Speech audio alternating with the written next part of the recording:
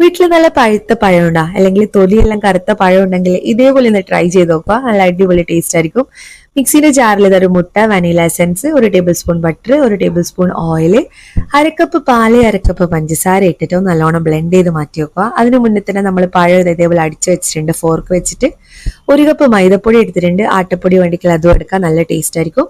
പിന്നെ ഇതാ baking powder, ഉപ്പ് ഇട്ടിട്ട് ഒന്ന് മാറ്റി വെക്കുക. അപ്പൊ ഇതാ ഡ്രൈ ഇൻഗ്രീഡിയൻസും വെറ്റ് ഇൻഗ്രീഡിയൻസും ഒന്ന് മിക്സ് ചെയ്തെടുക്കുന്നുണ്ട്. അപ്പൊ കൂടെ ആ പഴം ചേർക്കാൻ മറന്ന പോലെ 1, 2, 3 പഴം എടുക്കാനായിട്ട് 1 പഴം എടുത്തിട്ടുള്ളൂ. പിന്നെ ഇതാ ബേക്കിംഗ് സോഡയിൽ വിനാഗിരി മിക്സ് ചെയ്തിട്ട് ഒന്നിതാ നല്ലോണം ഒന്നെല്ലാം ചേർത്ത് കൊടുക്കുക. അപ്പൊ നല്ല ബാറ്റർ കട്ടിയായിരിക്കണം, ലൂസായി പോകാൻ പാടില്ല. കേക്ക് ഉള്ള പോലെ നല്ല കട്ടിയായിട്ട് തന്നെ നമ്മൾ അതിന്റെ മേലെ പിന്നെ നമ്മൾ അടിക്കില്ല ഇതെല്ലാം ഡ്രൈ ഫ്രൂട്ട്സ് എല്ലാം അതെല്ലാം ഇട്ടുകൊടുക്കുക.